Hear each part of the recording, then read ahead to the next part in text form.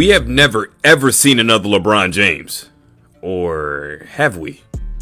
There was a GOAT before LeBron. There was also a GOAT before Kobe. Even before MJ. Before Magic. Before Kareem. And even before Wilt. A GOAT before 100 points in a game, Wilt. But the craziest thing is, the experts from this GOAT's era compare him to LeBron. When he entered the NBA, black players are only allowed to take 7 shots per game. But it didn't matter. He became an all-star every year in his 3-year career before an NBA injury killed him. And within 7 years after his death, he changed basketball and black history forever. His name is Maurice Stokes. He was the original LeBron, and this is his GOATed story. It's not a hot take to say basketball up until the 60s was a white sport. We're talking about a sport that followed an unwritten rule that teams could only have a maximum of 2 black players.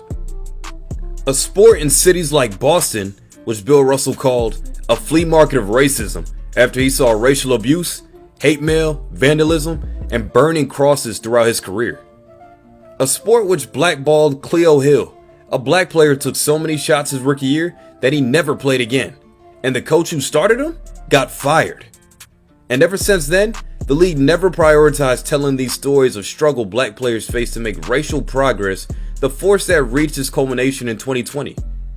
But when did Americans realize that black players could be stars? Back then, you couldn't see someone like LeBron succeed in basketball. Today, it feels like you couldn't see basketball succeed without LeBron. So how did Maurice Stokes become the original LeBron? And how did he do it at a time when black people literally weren't allowed to succeed? We'll tell you how. Enter the Harlem Globetrotters. The Globetrotters introduced guard skills to the game.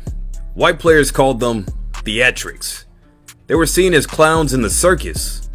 Well, that circus drew a crowd. The first Globetrotter player who showed America you didn't have to be white to be a star was Nathaniel Clifton, who was just the second black player ever drafted to the NBA. He was a center who could run the fast break better than most guards at the time. And like LeBron today, he raised the bar for black players. The Knicks gave Clifton $10,000 a year, more than any black player had ever made before him. It was so controversial that NBA owners voted on whether to allow the Knicks to pay him that much. It passed by 1 vote. That was the last time basketball was segregated, but as you can tell, the league was still as divided as ever. So in order to keep the peace, Clifton was told he couldn't do anything people would notice. In his own words, he was only allowed to shoot 6 or 7 times a game. He was really allowed to rebound, pass the ball to his teammates, and guard the toughest player on other teams. You know, the dirty work. And even then, he became an all-star and reached 3 championships. As Clifton thrived, the league removed most segregationists within 5 years, and the Minneapolis Lakers, the last team to integrate, signed their first black player. And just like that, black players could become stars and have millions of haters.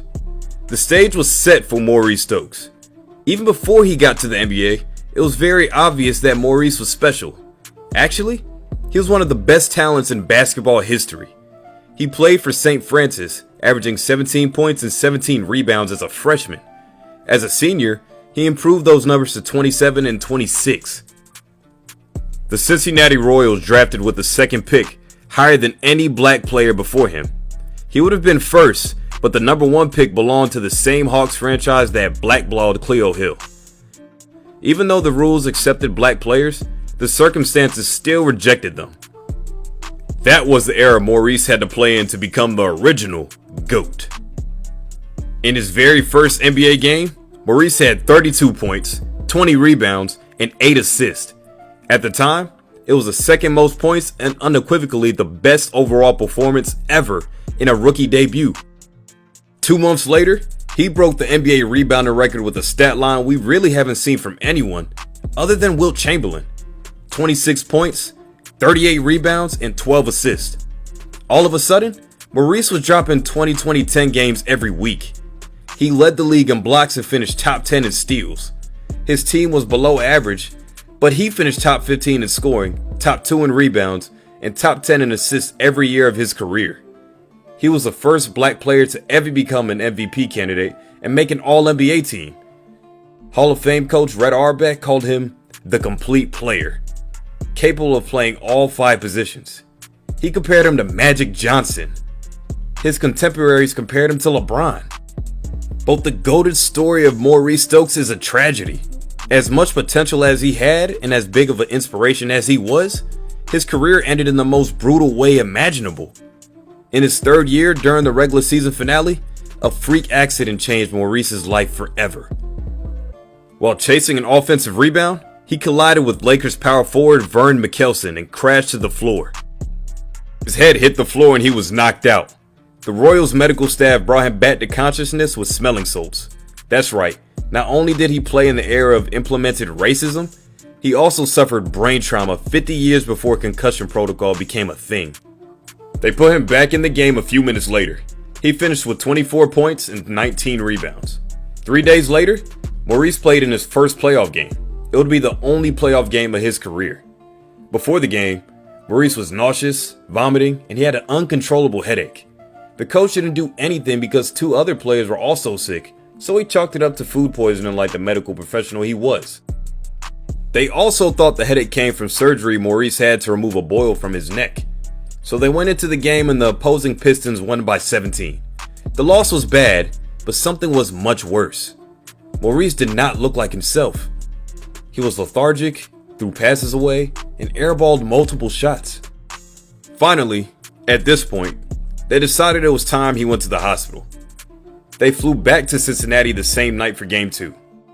That's when things went from bad to horribly worse for Maurice. His temperature rose to 106 degrees.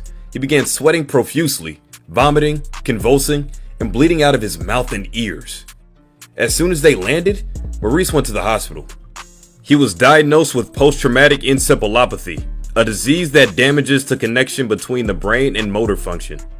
They also realized that the brain swelling from the head injury was exacerbated from the air pressure from the flight. He entered a coma for 3 weeks, and once he woke up, he was paralyzed from the neck down and unable to speak. He did everything he could for the rest of his life to regain some minimal function, but it just wasn't in the cards. He died 12 years later at 36 years old. Today, the NBA recognizes him with the Twyman Stokes Teammate of the Year award, which includes his co-star Jack Twyman, who dedicated himself to helping take care of Maurice for the rest of his life. But that recognition paints him as a victim of a random freak accident. Maurice Stokes was much more than a victim. He was a trailblazer who cracked the white basketball establishment.